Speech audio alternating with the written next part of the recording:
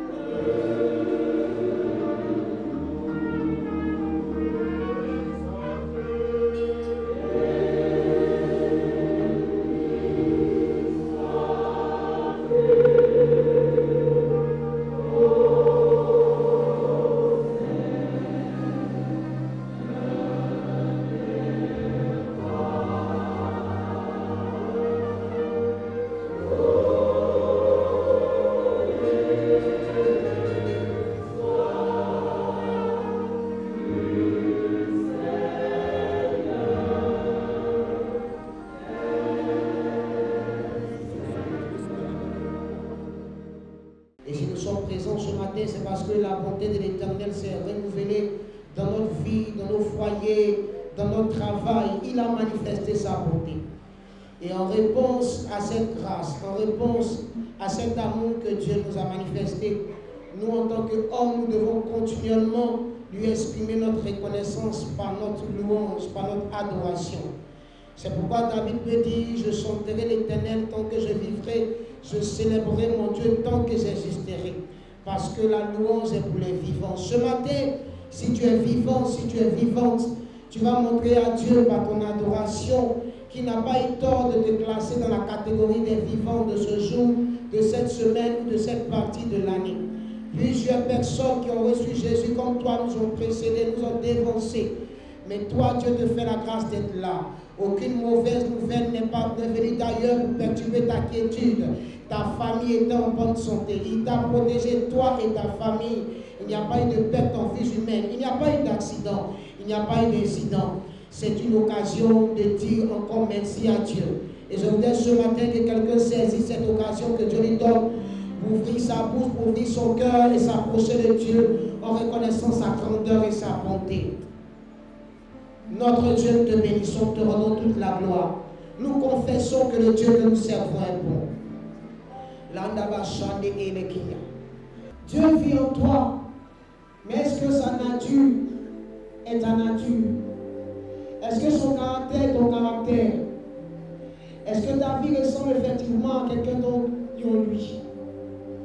C'est pourquoi ce matin, reconnaissant tes faiblesses, reconnaissant tes limites, je voudrais que tu t'approches du trône de Dieu avec un cœur repentant, un cœur contrit, un cœur qui reconnaît ses péchés, qui les regrette, pour s'approcher de notre Dieu ce matin. Parce que le projet de Dieu pour toi ce matin, c'est de te bénir, c'est de te visiter, dit les oreilles de Dieu ne sont pas si dures pour nous entendre, ne sont pas si courts pour nous secourir, mais ce sont nos fautes qui dressent une barrière. Et ce matin, rien ne doit constituer une barrière. C'est pourquoi, dans une attitude de repentance, parlons à Dieu sincèrement ce matin. Approchons-nous de notre Père, approchons-nous de notre Dieu.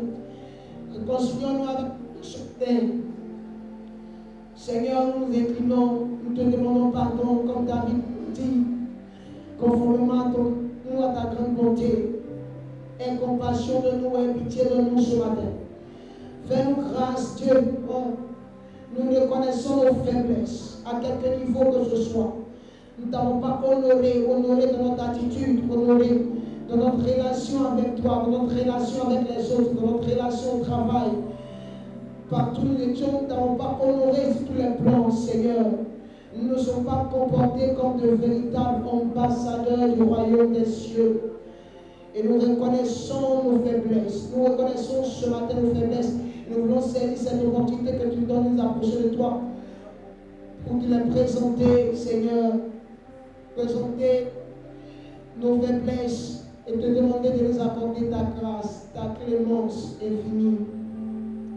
Pardonne-nous, Seigneur notre Dieu.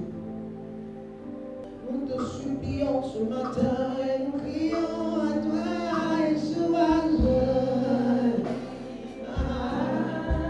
Je te présente ma vie. Je te présente ma vie tel que je suis, mon Dieu.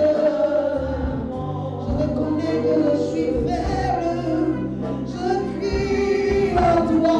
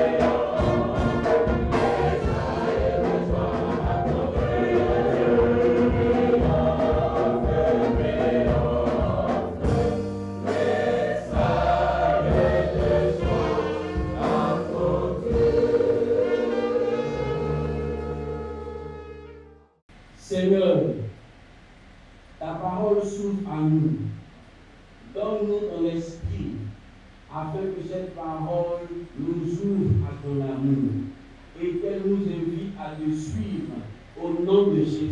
Amen. Bien, nous lisons dans Ésaïe chapitre 40, versets 28 à 31. Ne le sais-tu pas? Ne l'as-tu pas appris? C'est Dieu, c'est le Dieu d'éternité, l'Éternel qui a créé les extrémités de la terre. Il ne se fatigue point, il ne se lasse point. On ne peut sonder son intelligence. Il donne de la force à celui qui est fatigué et augmente la vigueur de celui qui tombe en défaillance. Les adolescents se fatiguent et se lassent, et les jeunes hommes chancellent. Mais ceux qui se confient en l'Éternel renouvellent leur force. Ils prennent le vol comme les aigles. Ils courent, ils ne se lassent point. Ils marchent, ils ne se fatiguent point. L'herbe sèche, la fleur tombe, et la parole de Dieu demeure éternellement. Amen.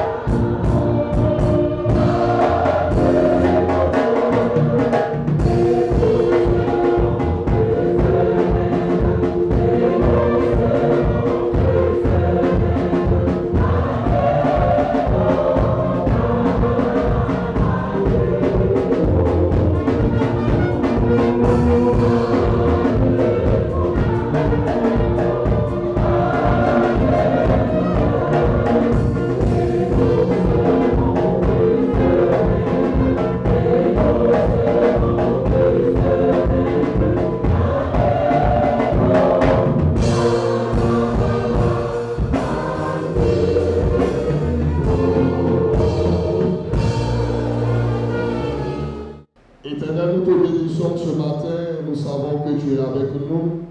Merci de bénir ta parole. Merci parce que nous sommes là pour célébrer nos enfants qui nous ont rendus fiers d'être méthodistes et surtout d'être enfants de Dieu. Alléluia. Le thème de ce matin, c'est « Je suis un aigle pour le Seigneur ». Dis avec moi, je suis un aigle pour le Seigneur. Dis encore, je suis un aigle pour le Seigneur. Nous avons lu un texte dans Ésaïe 40, verset 28 à 31, mais le verset qui nous intéresse se trouve au verset 31 qui dit « Mais ceux qui se confient en l'Éternel renouvellent leur force. Ils prennent le vol comme les aigles. Ils courent et ne se lassent point. Ils marchent et ne se fatiguent point. Dis avec moi, je suis un aigle pour le Seigneur. Vous savez, dans le monde animal, l'aigle est l'un des animaux les plus puissants parmi les oiseaux du ciel. C'est pourquoi généralement quand on parle de l'aigle, on parle de l'aigle royal. C'est un animal qui est aux États-Unis d'Amérique et qui vit dans les hauteurs. Il a des caractéristiques particulières. On dit même que c'est le symbole de la nation américaine. Vrai ou faux? C'est vrai. Pourquoi? Parce que l'aigle, il a la capacité de voir à 8 km. C'est-à-dire, si tu as 8 km, il peut te distinguer clairement. On dit que l'aigle voit 8 fois mieux que nous les hommes. C'est-à-dire que les yeux d'un aigle ne sont pas comme pour nous. On dit aussi que l'aigle peut voir un animal de 15 cm à 160 mètres de hauteur. C'est-à-dire, lui, il a 160 mètres de hauteur, et puis l'animal fait 15 cm, il le voit. Une autre caractéristique de l'aigle, l'aigle est un animal qui ne mange pas les cadavres. Il n'aime pas ce qui n'est pas excellent. Lui-même, il fait sa cuisine. C'est pourquoi l'aigle, il va et il chasse. C'est pourquoi on dit que c'est un grand prédateur. Il ne loupe pas ses cibles. Les enfants de l'aigle, on les appelle les aiglons. Cet animal est le symbole du leadership. Il est le symbole de l'armée américaine, mais il est aussi le symbole du pouvoir. Par-dessus tout, il est le symbole de la royauté. Dis amen fort. Je te dis toutes ces symboliques-là parce qu'il y a des rois, il y a des reines, il y a des princes, il y a des gens élevés en dignité ici au nom de Jésus de Nazareth. Alléluia. L'aigle est celui à partir de qui je vais vous parler ce matin, bien-aimé peuple de Dieu. Nous sommes des aigles pour le Seigneur notre Dieu. Pourquoi nous disons que nous sommes des aigles? Comme le texte nous l'a dit tout à l'heure, c'est parce que nous sommes spéciaux aux yeux de Dieu. Ce matin, si nous avons vêtu ces enfants avec la couleur jaune or, c'est une couleur qui est l'expression de la gloire, de la royauté, de la richesse et de la préciosité. Ils sont élégamment habillés. Elles sont très belles, les femmes qui sont habillées parmi vous. Est-ce qu'on peut encore acclamer le Seigneur? Pourquoi nous disons que nous sommes des aigles? La première caractéristique qu'un enfant de Dieu doit développer, parce qu'il est un aigle, c'est d'avoir une vision qui est grande. Dis avec moi, grande vision. L'aigle n'a pas une petite vision. L'aigle a une grande vision. On dit qu'il peut voir 360 degrés à la ronde. Ça veut dire, lui, il voit autour de lui, il voit devant lui, il voit en haut de lui et il voit loin de lui. Tu ne peux pas être un aigle de Dieu si tu n'as pas une grande vision. Avoir une grande vision, bien-aimé, c'est avoir des objectifs nobles. C'est avoir des objectifs grands. C'est avoir des objectifs qui vont avoir de l'impact sur ta vie et sur la vie des autres. Frères, sœurs, nous sommes appelés à rêver. Mais nous ne devons pas rêver petit, nous devons rêver grand. Parce que notre papa est grand. Toi aussi qui es assis ici, tu dois voir grand. Tu dois voir comment? Grand. Être quelqu'un d'excellent, c'est voir grand. C'est voir ton mariage grand. C'est voir tes enfants grands. C'est voir ton entreprise grand. C'est voir ton foyer grand. C'est voir ton ministère grand. C'est voir tout grand. Et c'est voir tout en grand. L'église Israël de Tréchville est une église excellente parce qu'elle voit tout en grand. Elle honore les gens en grand. Elle célèbre les mariages en grand. Tout est grandeur dans cette église. Et je prie que cette marque de grandeur vous distingue dans la société au nom de Jésus. Alléluia. Alléluia. Lorsqu'on dit que tu as une grande vision, ça veut dire que tu as une grande mission. Lorsqu'on dit que tu as une grande mission, ça veut dire que tu as une grande responsabilité. Bien-aimé, à l'image de l'aigle, notre vie doit avoir pour vision d'impacter le monde positivement. Et je suis très fier de voir les parents que vous êtes en train d'impacter positivement leurs enfants. On n'encourage pas assez les enfants. Et souvent les enfants font beaucoup d'efforts, mais ils n'ont pas l'impression d'être dans le viseur de leurs parents. Mais lorsque toi, papa, tu sais que tu es un aigle et que tu as mis au monde des aiglons, la meilleure manière de leur montrer qu'ils sont des aigles en miniature, c'est de les voir comme de grands hommes, comme de grandes femmes qu'ils sont. Et les enfants, je vais vous dire quelque chose ce matin, vous êtes de grandes personnalités, vous êtes de grandes personnes, vous êtes de grandes personnes. Alléluia. La deuxième réalité concernant ce message sur l'aigle, on a dit tout à l'heure que l'aigle a pour enfant des aiglons. Il s'agit ici de bâtir l'élite aujourd'hui.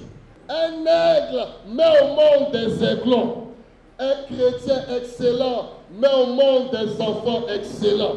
Une femme chrétienne excellente met au monde des filles excellentes. Un papa chrétien excellent, il met au monde des enfants excellents. L'église méthodiste unie Côte d'Ivoire est une église qui croit et qui sait qu'elle a des élites en son sein. Quand on parle d'élite, on parle de référence dans la société. Quand on parle d'élite, on parle d'hommes intelligents. On parle de femmes intelligentes. On parle de personnes qui ont la créativité, qui ont des initiatives en elles. Des gens qui sont très intelligents. Il y en a à l'église méthodiste unie Côte d'Ivoire. Demande à ton voisin, est-ce que tu es intelligent? Ce n'est pas une injure. Vous savez, quand quelqu'un même tu lui demandes s'il est intelligent, la première réaction, il va dire c'est toi tu es plus intelligent que moi. Parce que chacun de nous a une intelligence particulière. Et Dieu qui t'a créé avec cette intelligence, dans cette intelligence, il a mis ta maison dedans. Il a mis ton avenir dedans. Il a mis l'avenir de tes enfants dedans. Il a mis tes projets dedans. Il a mis tes initiatives dedans. Il a mis ta vie dedans. Il y a tout dans ton intelligence. Ton intelligence est véritablement, je peux dire, un magasin d'opportunités, un magasin de bénédiction, un magasin de miracles, un magasin de bonnes nouvelles. Ton intelligence est le secret de ta bénédiction sur la terre. Alléluia. Nous sommes ici pour bâtir l'élite. Et l'élite, ça commence à l'adolescence, c'est-à-dire à l'enfance. Un roi commence dans la royauté quand il est petit. Nos enfants qui sont assis devant nous sont les leaders de demain. Oui, je vois des avocats parmi les enfants. Je vois des médecins parmi les enfants.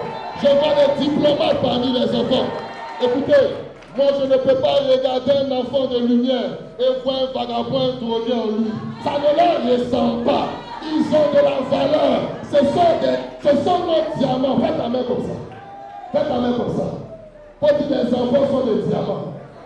Faut dire les enfants c'est de l'or.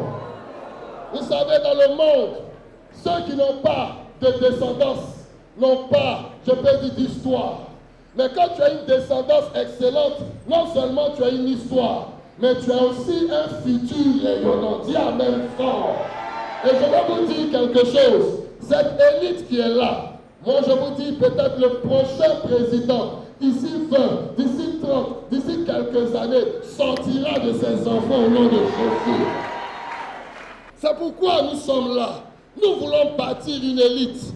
Il m'a été raconté qu'à l'époque, quand le gouvernement de Côte d'Ivoire recherchait des gens qui sont intègres, des gens qui sont excellents, des gens qui sont respectés, c'est à l'église méthodiste qu'on venait les recruter.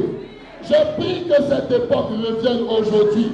Vous voyez, nous on ne fera peut-être pas ce que nos parents ont fait, mais on fera plus que ce qu'ils ont fait. C'est pourquoi les enfants, ne voyez pas cette cérémonie comme une simple fête, mais voyez ça comme le commencement de votre décollage pour aller de gloire en gloire, de diplôme en diplôme, de succès en succès, de réussite en réussite. Alléluia. Bien-aimés, vous êtes un peuple élite. Vous êtes l'élite de l'église méthodiste. Nous sommes l'élite de l'église méthodiste.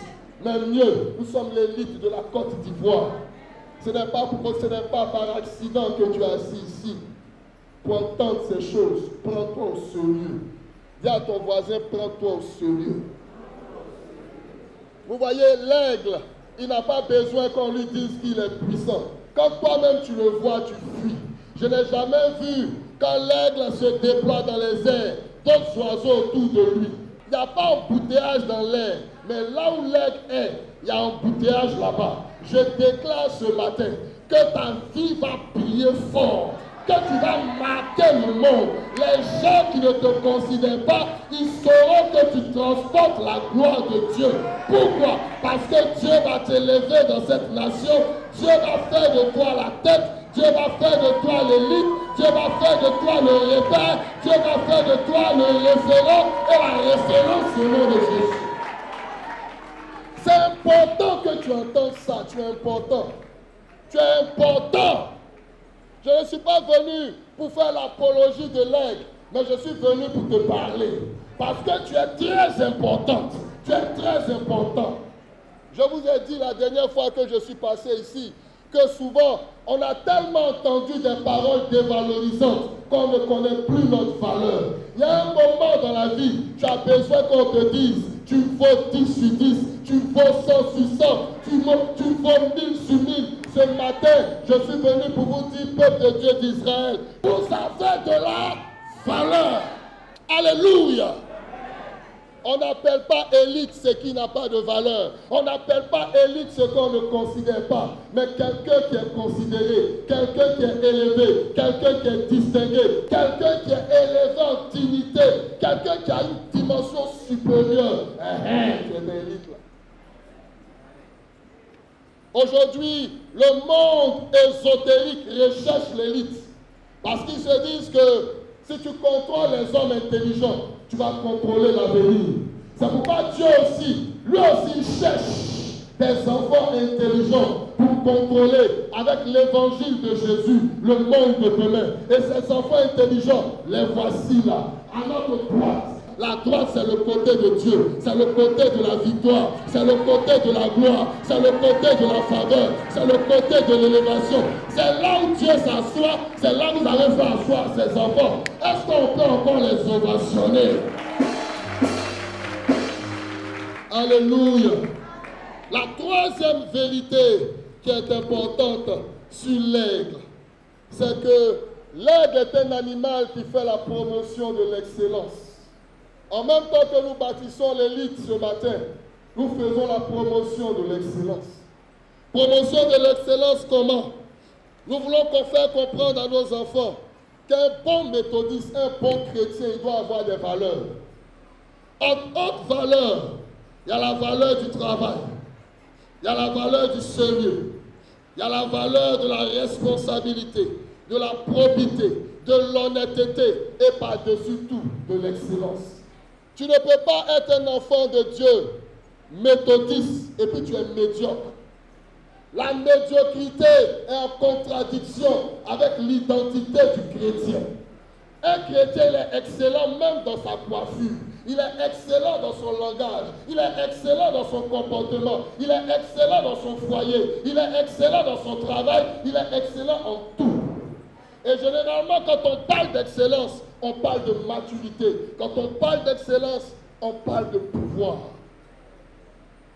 Aujourd'hui, bien-aimés, nous sommes là pour dire à nos enfants que vous êtes nos ambassadeurs en Côte d'Ivoire pour aller partout avec le drapeau de l'excellence pour dire que nous serons excellents toute notre vie. Dis amen fort.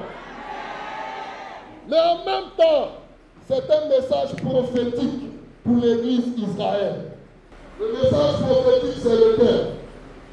C'est que quand une église sert le Dieu prophétique, dans sa manière de servir ce Dieu, elle ne va pas le servir n'importe comment. Écoutez, peuple de Dieu, les gens excellents comme le roi David, ils ont mis toute leur richesse pour bâtir un temple excellent à la gloire de Dieu. Des gens excellents comme le roi Salomon, ils ont mis tout leur savoir pour écrire des proverbes, pour écrire des cantiques, pour écrire des sons, pour bâtir maison, mais mieux, pour diriger pendant 40 ans le peuple d'Israël. Des gens excellents comme la reine Esther, ils ont mis leur beauté, leur savoir, leur excellence et leur courage au service de la venue de leur peuple, de sorte qu'en plein empire perse, elle a sauvé des multitudes. Des gens excellents comme Esdras, ils ont mis tout leur savoir dans l'interprétation de ces écritures au point de répartir le peuple de Dieu qui était dispersé. Des gens excellents comme Néhémie, ils ont mis tout leur savoir, toute leur dextérité, toute leur habileté au service de Dieu pour répartir les murailles de Jérusalem. Quand je te regarde, je vois des entreprises qui jailliront de toi. Quand je te regarde, je vois des bâtiments qui jailliront de toi.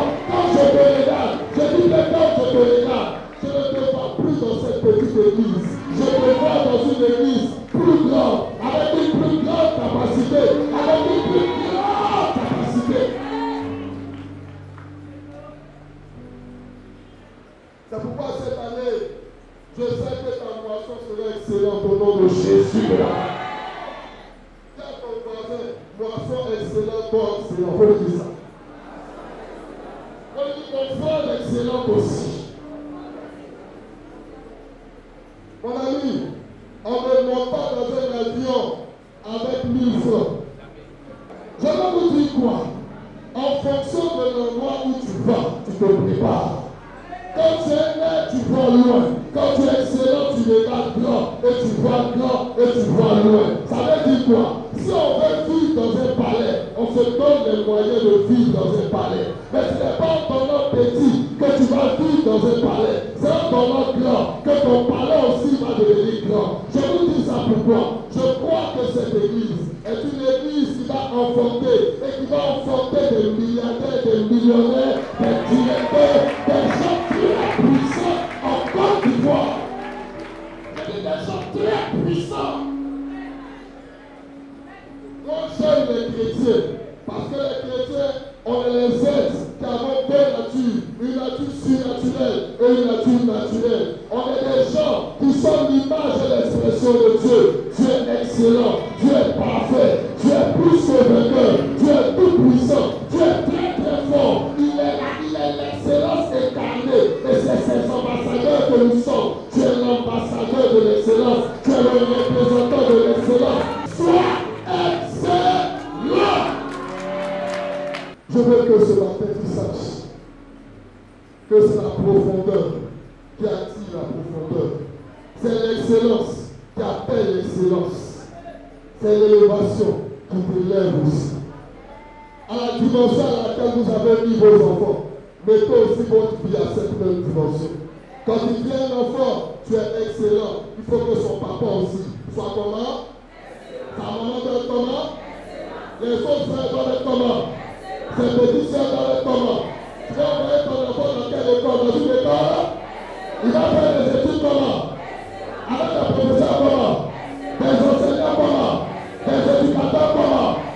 Toi-même l'argent que tu vas lui donner, ça sera l'argent comment? Tu vas l'accompagner avec des conseils comment? Avec des prières comment? Avec des louanges comment? Soyez excellents dans le nom de Jésus de Nazareth. Baissons la tête et méditons sur ces paroles que nous venons d'entendre. Oui, Seigneur, tu es le Dieu de l'excellence. Et l'Église, en ce jour où nous célébrons l'excellence, a décidé de t'honorer et de te célébrer. Merci pour ces paroles qui sont tombées dans les cœurs et qui nous aident à être un peuple excellent, qui recherche le meilleur, qui fait le meilleur et qui donne son meilleur à Dieu. Au nom de Jésus. Amen. Dans la confession de l'Église universelle, veuillez vous tenir debout et confessons ensemble notre foi chrétienne en disant: Amen.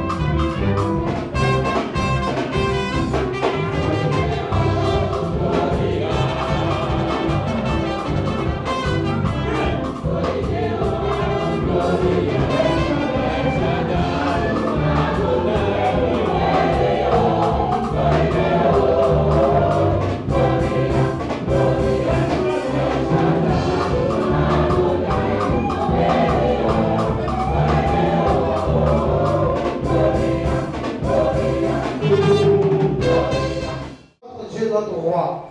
Tu nous as bénis et en retour nous sommes venus te bénir. Je déclare que nos activités soient sous le couvert de Dieu. Que le travail de quelqu'un soit sous le couvert de Dieu. Ta parole déclare que tu menaceras pour nous le dévoreur. Que le dévoreur de notre santé, dans le travail, dans les entreprises, dans le commerce, dans les investissements, soit menacé au nom de Jésus. Tu bénis les épargnes de quelqu'un. Tu bénis les investissements de quelqu'un. Tu bénis le salaire de quelqu'un.